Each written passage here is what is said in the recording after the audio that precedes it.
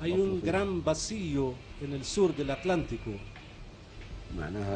Si vemos el mapa, vamos a dar una cuenta que no existe una cooperación comercial, una cooperación de intercambio en el vacío del Atlántico, del sur del Atlántico. Nosotros tenemos que llenar ese vacío para cooperar entre nosotros como dos continentes. Hace apenas 2 años, Muammar al-Gaddafi, líder de la revolución libia, hablaba de consolidar la unión entre los países de Sudamérica y África. Y yo voy a luchar para construir el SATO, la alianza entre Sudamérica y África. Yo tengo una visión, tengo una ambición más allá de todo eso. Yo quiero que exista una unión, una articulación entre América Latina y África y además Asia también. Queremos unir los 3 continentes, construir la nueva frente del sur. La idea de Gaddafi era crear un organismo semejante a la Organización del Tratado del Atlántico Norte, un ente paralelo que llenara el vacío existente en el sur del Atlántico. Pero este vacío parece que lo quieren llenar los gobiernos que históricamente han ocupado, invadido y colonizado sin más resultados que pueblos empobrecidos y oprimidos. Libia parece ser vista como la caja chica del imperio. Recordemos que desde diciembre de 2010 se iniciaron revueltas en el mundo árabe, comenzando estas en Túnez, en protesta por la crisis económica y la falta de libertades. En Egipto, Yemen y Jordania también se vivieron semejantes manifestaciones de calle contra sus respectivos mandatarios, a quienes acusaban de provocar altísimos niveles de pobreza, desempleo y corrupción, además de exigir elecciones libres y transparentes en algunos casos. Pero en Libia, el origen de las protestas era distinto. En este país, ubicado al norte del continente africano, en las costas del Mediterráneo, el ingreso per cápita supera los $12.000, mientras que el Producto Interno Bruto está por encima de los $60.000 millones. La población de Libia solo es de 6,5 millones de habitantes. La tasa de alfabetización es de 89%, lo que significa que más de 5 millones de personas saben leer y escribir, mientras que el índice de desarrollo humano es de 0,75, lo que ubica a Libia como un país con desarrollo humano alto, según la Organización de Naciones Unidas. Pero además, este país norafricano cuenta con grandes recursos naturales. Libia produce más de 1.400.000 barriles diarios de petróleo. El 80% de su producción la exporta a Europa, en específico a países como Alemania, España y Francia. La producción de crudo se encuentra por debajo de los otros miembros OPEP como Argelia y Qatar, y sus reservas probadas alcanzan los 46.000 millones de barriles. La nación árabe también posee grandes cantidades de oro en su territorio. El Banco Mundial estima en 143 toneladas las reservas de este mineral, equivalentes a más de $6.000 millones, y que representa el 5% de las reservas totales del país. El 90% del territorio libio está cubierto por el desierto de Sahara, por lo que el gobierno de Gaddafi construyó una gran red de tuberías para llevar agua desde pozos subterráneos naturales e impulsar la agricultura.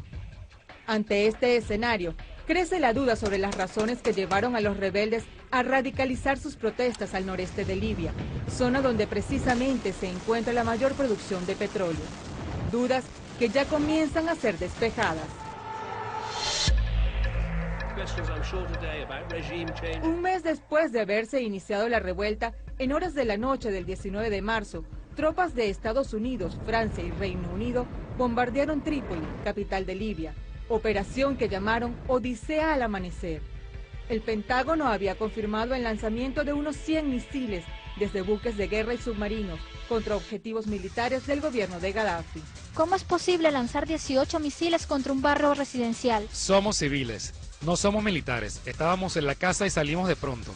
¿Por qué hacen esto? ¿Por qué? ¿Por qué lo hacen? No tenemos miedo, pero esto es para proteger a civiles.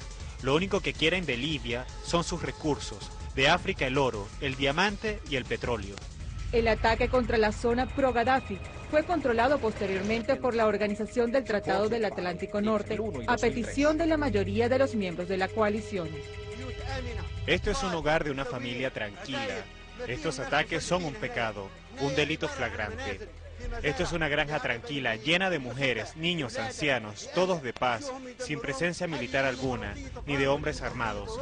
Esa es la democracia de Francia, Europa, Inglaterra.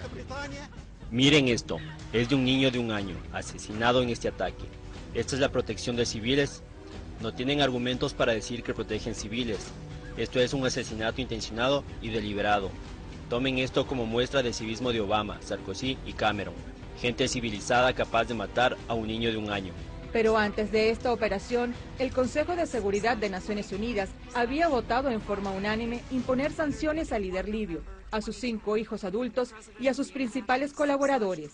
La Unión Europea, Estados Unidos e Italia anunciaron que también aplicarían similares penas. La congelación de los bienes, la prohibición de venta de armas y la salida del país de Gaddafi eran algunas de las medidas que incluían las sanciones. A juicio del órgano internacional, las acciones estaban dirigidas a deplorar la grotesca y sistemática violación de los derechos humanos, incluida la represión contra manifestantes pacíficos. ¿Por qué lanzan bombas frente a nuestras casas? El ataque de la OTAN, de Francia y otras potencias es terrorismo. Nos atacan todo el día, en la mañana y en la noche. Los niños y las mujeres están asustados. ¿Dónde está el Consejo de Seguridad? Que se conozca la verdad. Escuché, ese es el sonido de la aviación. ¿Por qué? Porque aquí están los enfermos. La gente está asustada, la gente no trabaja. Atacan cerca de este hospital. No entiendo, no es justo.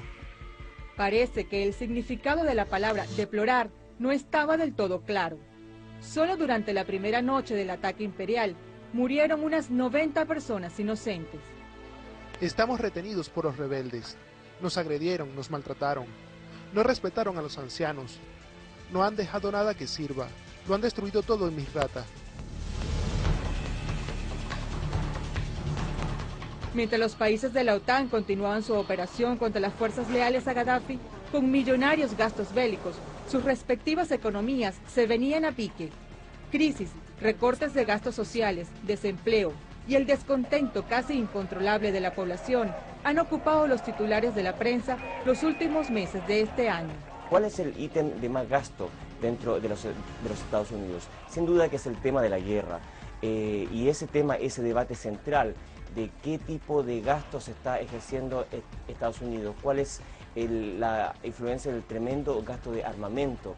Un misil cuesta $1 millón. Imaginémonos cuántos misiles se han lanzado en Libia. Por ejemplo, ¿cuántos millones de dólares implica eso? El Pentágono reconoció que ha gastado $900 millones en bombardeos desde el inicio de los ataques de la OTAN a Libia. Los bombardeos le cuestan $6,5 millones diarios a los contribuyentes estadounidenses, en un momento de grave crisis económica. Los países europeos aliados en este ataque contra Libia, como Francia y Reino Unido, debieron hacer fuertes ajustes en sus presupuestos, como recortes de gastos sociales, aumento de la edad de jubilación y creación de nuevos impuestos. Pero sobre los gastos militares para la intervención en Libia u otros países, no se ha dicho nada. El objetivo primario de la OTAN, que hoy está quebrados sus bancos, principalmente los de Francia, Gran Bretaña y Estados Unidos, era triple, y yo creo que sí lo consiguieron. El primero era crear un banco central paralelo. Se han llevado los depósitos de Gaddafi, que a mi juicio cometió el error de haber privatizado su banca, y el peor error fue haber colocado sus depósitos en la banca israelí anglosajona sobre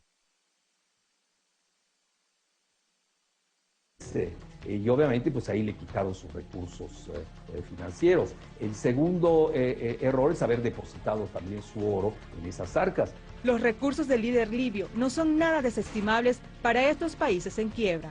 Aunque no hay cifras oficiales, medios internacionales precisan que los activos del gobierno libio superan los $30.000 millones, de los cuales $20.000 millones reposan en bancos del Reino Unido. Sin embargo, otros medios cifran el monto en $158.000 millones, una cifra que duplica el monto congelado por países como Francia, Estados Unidos y Sudáfrica.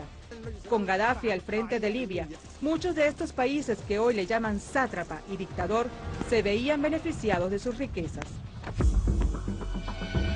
Tras 6 meses de revueltas y 5 de bombardeos de la OTAN, Libia está prácticamente en ruinas. Algunas de sus refinerías están inoperativas por los ataques y muchos edificios públicos fueron destruidos. Los hospitales no se dan abasto para atender a los heridos y el olor de la muerte inunda las calles. ¿Por qué la OTAN ataca un lugar como este? Todos saben que es un lugar civil, es una guerra contra los libios, no para proteger a los libios. La oposición agrupada bajo el Consejo Nacional de Transición llegaría posteriormente a Trípoli. Gaddafi solo se había podido comunicar a través de una emisora de radio y llamaba a sus aliados a resistir. A lo largo del conflicto ha repetido que no se irá del país. El CNT asumió el gobierno y ha sido reconocido por unos 40 países. Algunos países hispanohablantes de América también aceptaron al CNT como nuevo gobierno de Libia, entre ellos Colombia y Costa Rica, mientras que Venezuela, Ecuador y Nicaragua rechazaron la violenta intervención extranjera y el establecimiento de un gobierno arbitrario sin el consenso del pueblo libio.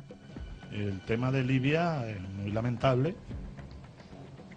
Creo que han destrozado un país y siguen destrozándolo. El drama de Libia no termina, ni aún con la caída del gobierno de Gaddafi. Comienza nada más. Están demoliendo un país delante del mundo, picándolo en pedazos. Nuestro presidente de la República no solamente recibió una delegación de la Junta de Reconstrucción de los rebeldes de Libia, sino que ha manifestado su reconocimiento.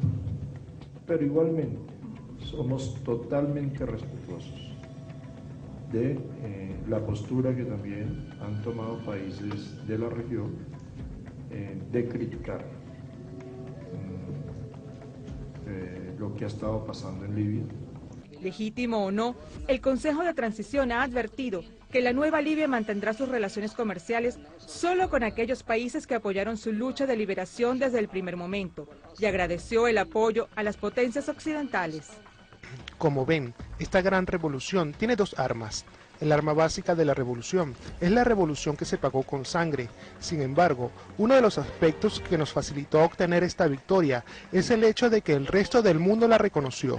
El hecho de que los países más importantes como Francia e Italia la reconocieron. Eso es mucho. Pero la Unión Africana, organismo impulsado por Gaddafi, se negó a reconocerlos como gobierno de Libia. Todavía hay enfrentamientos en Libia. Creo que esos son los hechos. Si hay combates, hay una lucha, por lo que no podemos sentarnos aquí y decir que ese es el gobierno legítimo. La primera acción del Consejo Nacional de Transición, una vez instalados en el gobierno de Libia, fue pedir el desbloqueo de los fondos para ayudar a la reconstrucción.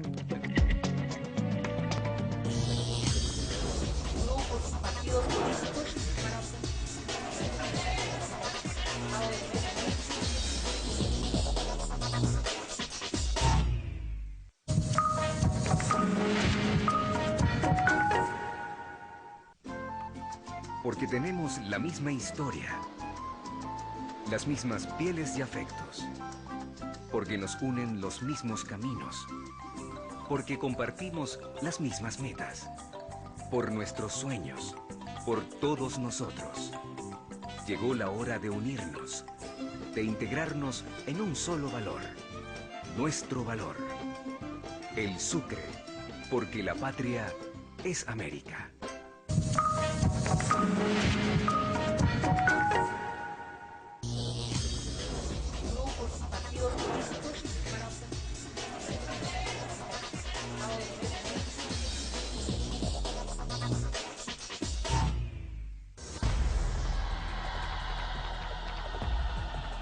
A los 27 años de edad, Muammar al-Gaddafi había tomado parte de la revolución que derrocaba al régimen monárquico del rey Idris en 1969 y se puso al frente de la junta militar. Con su llamada Revolución Verde, Gaddafi había nacionalizado la empresa privada, incluyendo la tierra, la industria petrolera y los bancos. Solo se permitían los pequeños negocios familiares. Además, instauró lo que llamó el gobierno de los pueblos. Lo más importante, lo más destacado, lo que ha hecho la revolución internacional del Gran Fatah en la imagería es que ha ofrecido un nuevo estilo de la democracia participativa. La democracia participativa es la primera vez que existía después de muchos años de lucha. Eso para mí es el gran logro, el gran objetivo que ha hecho la Revolución Internacional. El pueblo es el gobernador, él mismo gobierna. El libro verde recoge su filosofía. El color simboliza una ideología que está por encima del rojo del comunismo y del azul que representa el capitalismo. Los ciudadanos de Libia gozaban de educación gratuita, vivienda gratuita, salud gratuita. Además, cuando se casaban, recibían un bono de matrimonio. También recibían educación gratuita en el exterior, si las calificaciones así lo ameritaban. Libia gozaba de todos estos beneficios. Los ciudadanos libios tenían un buen nivel de vida. Espero que esto no cambie, pero temo que sí cambiará, y estas ventajas dejarán de existir. Como vemos, la población libia no acusaba problemas económicos. Las potencias mundiales tampoco encontraron armas químicas o de destrucción masiva para justificar una intervención como jueces autoproclamados en materia de derechos humanos y seguridad. Sin embargo, lo hicieron. Atacaron a una población civil bajo el pretexto de que el gobierno de Gaddafi violaba los derechos humanos. La Corte Penal Internacional acusaba a Gaddafi de matar a su propia gente. Bueno, si mal no recuerdo, las organizaciones de derechos humanos que han ingresado a Libia han informado que no habían amenazas de que Gaddafi esté masacrando a su gente. Y todos esos son reportes e informaciones falsas.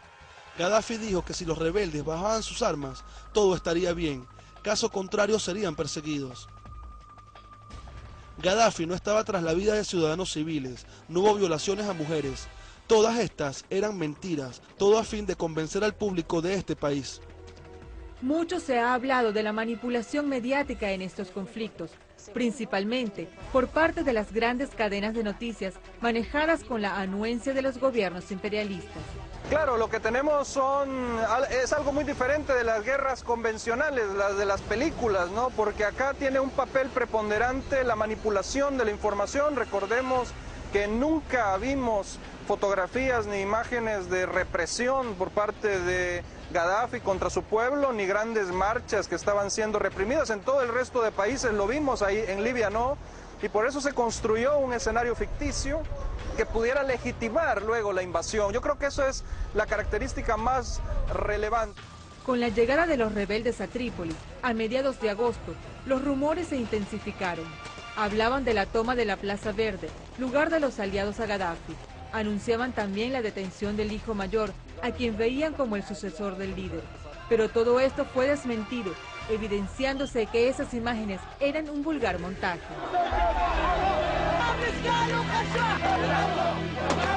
La desinformación de los medios de las grandes cadenas para el beneficio de sus arcas ya ha sido denunciada en varias oportunidades por Alfredo Jalife, especialista en relaciones internacionales, geopolítica y globalización.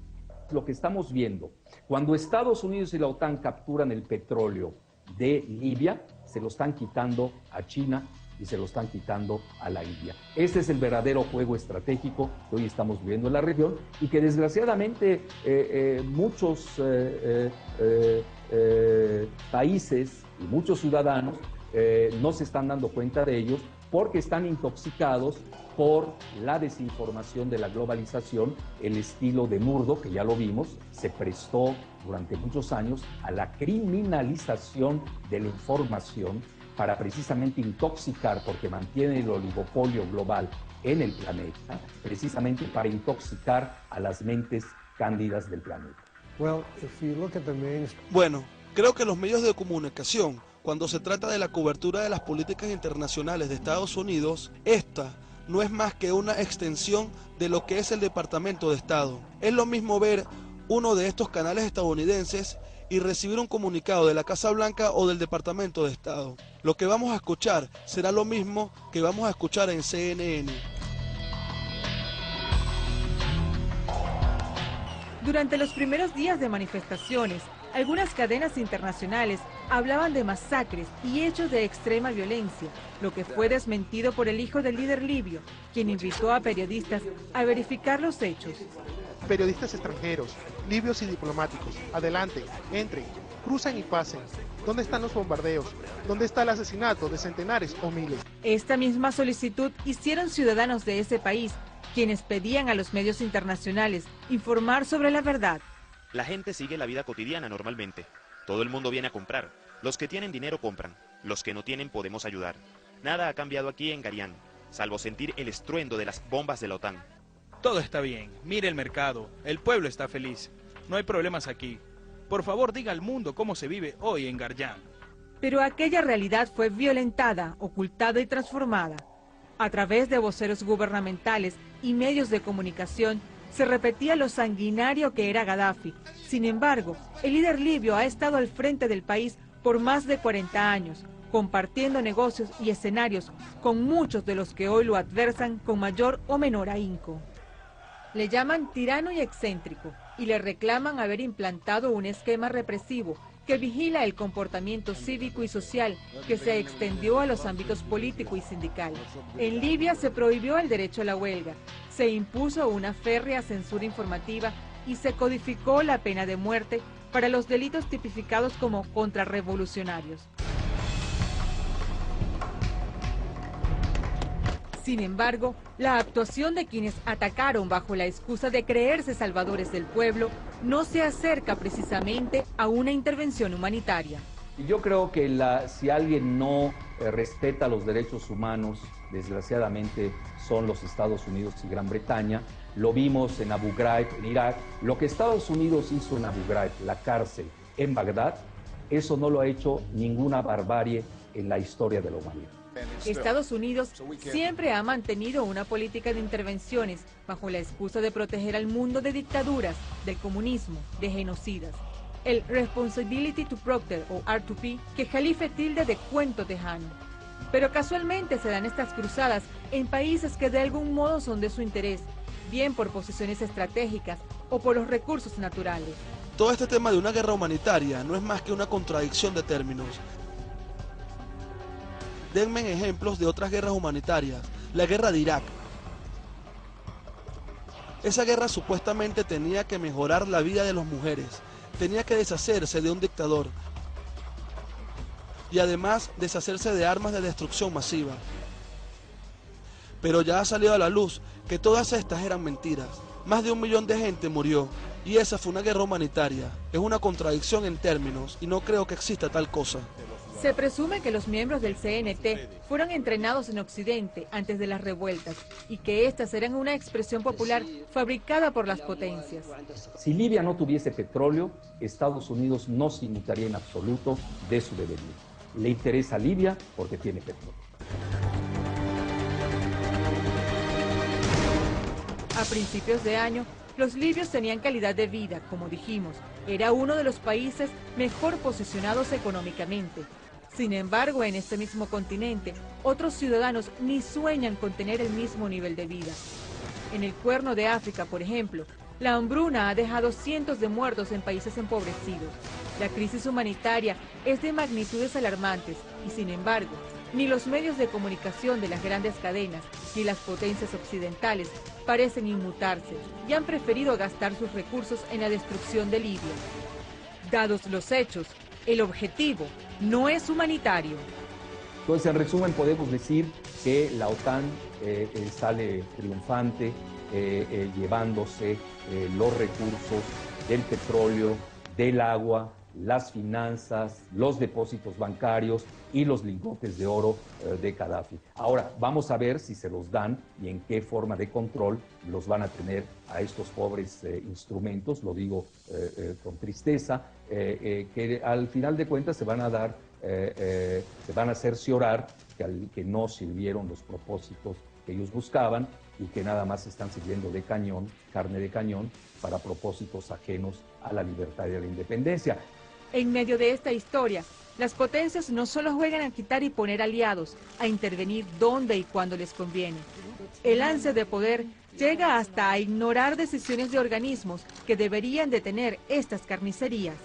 Porque hemos visto cómo todos los mecanismos del derecho internacional son una burla, cómo el secretario general de las Naciones Unidas es un mero peón del poder de la OTAN y de Estados Unidos, y es una desgracia, pero los que más sufrirán sin duda serán los libios, el pueblo libio y sobre todo los más débiles. No solamente las potencias tienen puestas sus garras en este país, quienes hasta hace poco formaban parte del gobierno liderado por Gaddafi, en especial embajadores y ministros financieros, comienzan a alejarse del coronel y a sonreírle a la fresca oportunidad. Parece que nadie quiere quedarse por fuera de la repartición del colosal botín. Bueno, el mundo árabe tiene el 60% de las reservas de petróleo, sobre todo en la región del Golfo Pérsico. Es un lugar muy estratégico porque conecta África con Europa y Asia. Pero básicamente, y además está la confrontación entre el G7 y los BRICS, Brasil, Rusia, India, China y Sudáfrica, que sobre todo India y China pues requieren de petróleo. Y hoy la gran lucha, por encima de lo que estamos viendo desde el punto de vista geoestratégico, es la lucha entre el G7 y los BRICS, sobre todo entre Estados Unidos y China, por el control de los recursos petroleros del mundo. Precisamente el gran problema ahora es cuando despierte la oposición en la era post-Gaddafi y se den cuenta de que sus recursos petroleros, pero no olvidemos también los acuíferos, sus depósitos de oro, su dinero, vamos a ver si se los van a devolver. Con o sin Gaddafi, los analistas apuntan hacia la consolidación de nuevas potencias, en especial de los llamados países emergentes, agrupados en el BRICS. Estamos ante un nuevo mundo multipolar y estos estertores pues son los mecanismos de las aves de rapiña que necesitan vivir de su adicción por las materias primas, porque de otra manera su decadencia sería más estrepitosa. Pero tampoco hay que equivocarse en las lecturas. Hoy la OTAN obtuvo un triunfo táctico, pero desde el punto de vista estratégico están perdidos. Un triunfo con olor a muerte, a carnicería, a destrucción. Un triunfo que aún mantiene a los pobladores civiles libios en medio del fuego cruzado entre los dos bandos. Una misión nada humanitaria que mantiene los hospitales abarrotados de heridos y cadáveres, pero carentes de insumos y atención. Poblaciones sin servicios públicos básicos, sin alimentos, donde reinan el caos y la barbarie, ponen en entredicho la llamada responsabilidad por proteger. Cuando triunfó la revolución en Libia en 1969, fueron evocadas todas las bases y todas las fuerzas extranjeras de nuestro territorio libio. Yo no entiendo, no acabo de entender por qué se le permiten a nuestra hermana Colombia que van a instalar las bases militares extranjeras.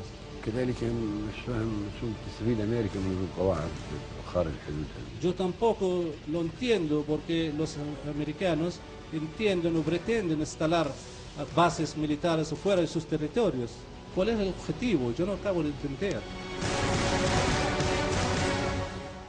Parece que las respuestas le llegan de forma inesperada, tan sorpresivo como el ser traicionado por quienes lo acompañaron y adularon durante años, tan repentino como ver desvanecerse ante sus ojos la Revolución Verde y a Libia, devorada por los buitres de Occidente ante sus grandes aliados comerciales.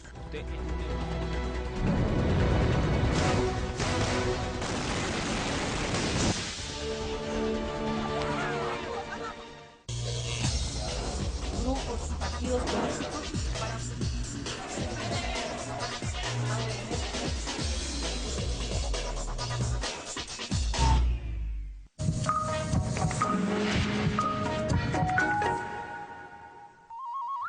Géneros propios. Influencias foráneas. Actualmente en Perú se revalorizan la música y las danzas típicas de esta tierra.